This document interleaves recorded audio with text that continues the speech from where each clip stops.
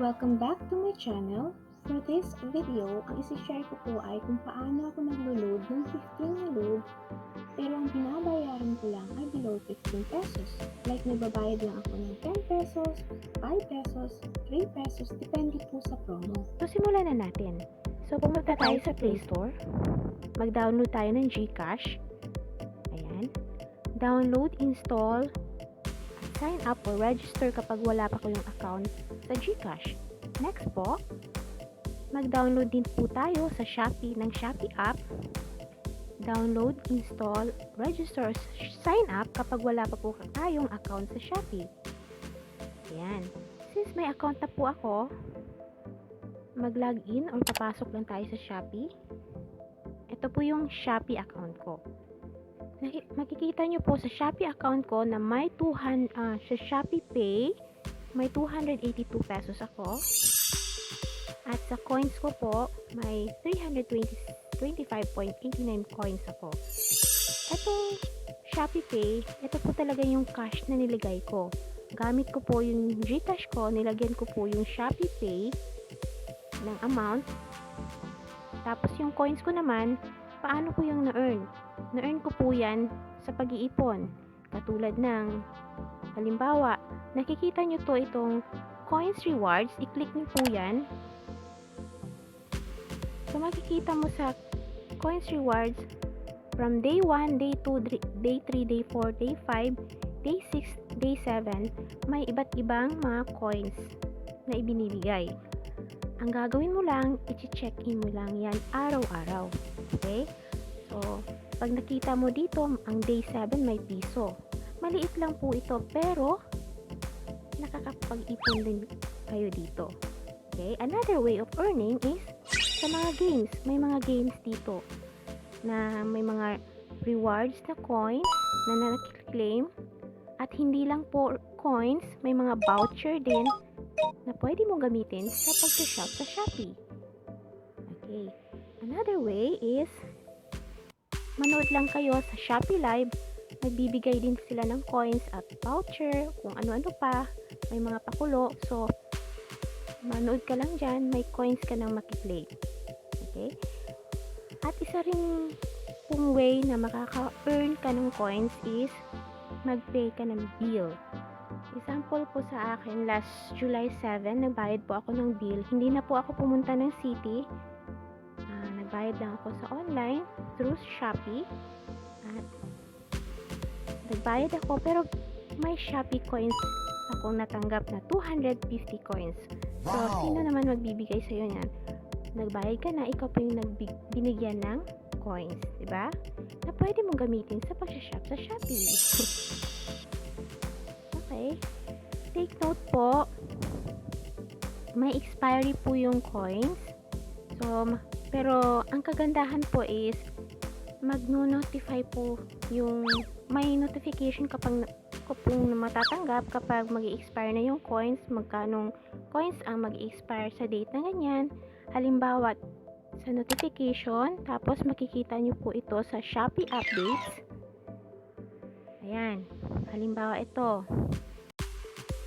Ito po. Your coins are expiring. You have 44.6 Shopee coins expiring on June 30, 2020. So, bago pa po siya na-expire, nagamit ko na po siya. Okay? So, balik po tayo sa home. So, sa Shopee Pay, again po, sa Shopee Pay, may 200 na ako dito, may 282 pesos na ako, pero ipapakita ko pa rin po sa inyo kung paano po malagyan ito gamit ang GCash account ko. So, itap lang natin to, click lang yan. I-click ang Shopee Pay. Tapos, i-click yung top up.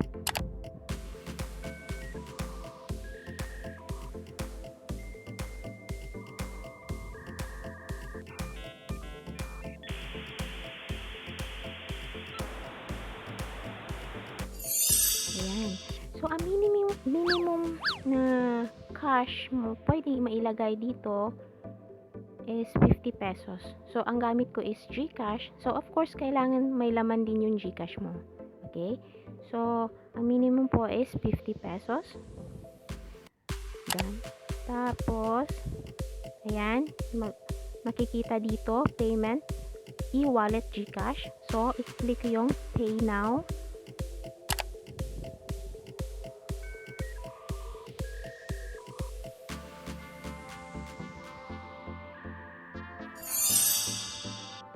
Ayan.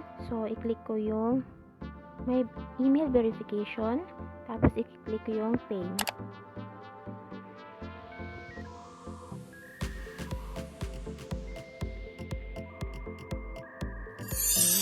Ito po yung mobile number ko sa GCash. So, kailangan ko lang i-click yung next.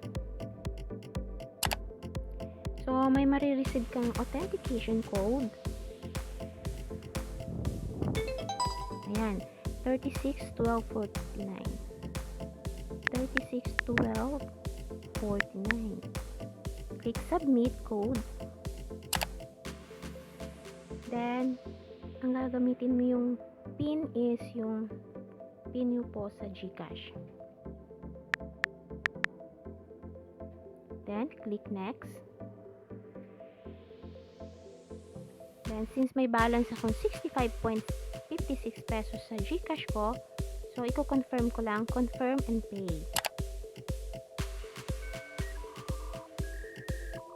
Then, do not close or click the back button. Ayan, hintayin lang po natin matapos. Ayan, so after that, may message kayong marireceive to confirm na successful yung pag-top up natin, paglalagay natin ng cash gamit ang GCash natin. Okay? Hintayin lang po natin. Ayan. So, 50 pesos mo inilagay, successful po siya. Okay. So, back na tayo. So, yung 282 na Shopee Pay, nagiging 332 na. Kasi nag-top up ako ng 50. So, yung Shopee Pay ko ay 332 at coins na 330.89 ng coins. So, this time, magta-try na ako mag-load. Click ko lang yung load bills and e-services. Tapos, i-click yung mobile load and data. Then, click ko ito.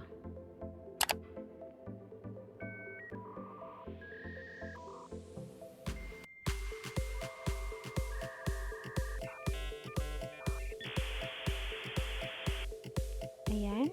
So, i-click yung mobile load. So, nandito tayo sa select operator. So, since smart yung ginagamit ko, click ko yung smart. So, ito yung number kung saan lalagyan ko ng load na 15. So, since 15 na load ang bibilhin ko, dapat nakaselect yung Shopee Pay 15, Pay 12 pesos. May nakalagay dito na ang 12 pesos magiging 10 pesos only if ang gagamitin ko sa pagbayad ay ang Shopee Pay. Instead of 12 pesos, magiging 10 pesos na lang kasi Shopee Pay ang gagamitin ko. I-click natin itong checkout. So, this time, paano ko ba magagamit yung na-earn or naipon ko mga coins galing sa check-in, watch live videos, promos, kung na-claim yung mga coins? Makikita niyo po dito na may redeem coins. Dito po magma-minus yung mga naipon kong coins. Okay? So, ang gagawin niyo lang po is, slide lang po going to the right para ma-highlight yung redeem coins na 5 pesos. Oops! Sorry, na-captured. Ayan. So, isi-slide lang natin or i-highlight para doon po ma-deduct sa coins natin na ito. Slide. Okay. Alright. Yan. So, ang babayaran lang natin is 5 pesos. So, mas matipid. Okay? So, i-click natin yung Pay Now. So, yung 5 pesos, madideduct yun sa Shopee Pay. Okay, Pay Now.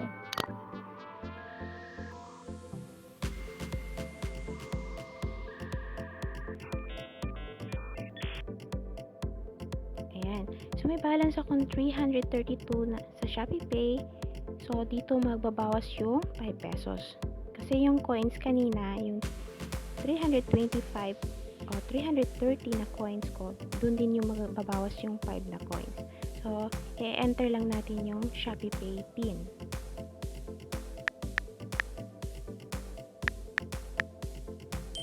Ayan. So, hihintayin lang po natin.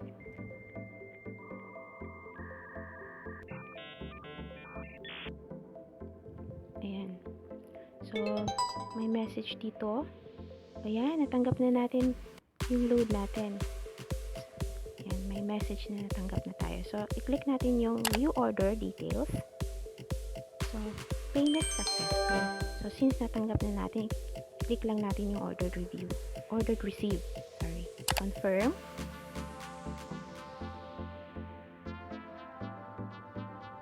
Ayan, na-receive na natin yung order. Ayan, successful po ang paglo-load natin at mas nakatipid po tayo. Nakatipid tayo sa home. So, ang new balance sa Shopee Pay ko ay 327 na at may 325.89 na coins na ako kasi dito po na-deduct yung 5 na coins at 5 pesos na ibinayad ko sa 15 na load. 15 na load lang may share ko kasi hindi naman ako nag-load malakihan.